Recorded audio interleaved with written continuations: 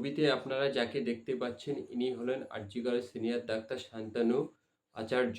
ইনি আরজিকর আরজিকর হসপিটালের সিনিয়র একজন ডাক্তার। এই ডাক্তার আজকে অসহায় দরিদ্র সীমার নিচে বসবাসকারী যাদের সরকারি হসপিটালই একমাত্র শেষ সম্বল, সেই সমস্ত মানুষদের চিকিৎসা করবে না এই মর্মে তিনি লিখিত দিয়েছে আরজিকর কর্তৃপক্ষকে। অতএব তিনি তার দায়িত্ব কর্তব্য পালন করবেন। অর্থাৎ গরিব মানুষকে চিকিৎসা করবে না এই শান্তানু আচার্য।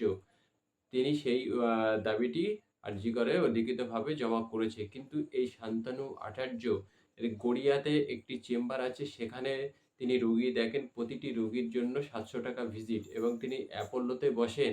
প্রতিটি রোগীর জন্য ৳১২০০ ভিজিট। আপনারা এবারে চিন্তা করে নিন, এই শান্তনু বসু যদি গরিবপ্রেমী, জনগণপ্রেমী মানুষ হতেন, তাহলে তিনি হসপিটালে চিকিৎসা করতেন। তিনি হসপিটালে শুধুমাত্র চাকরি ছাড়েননি।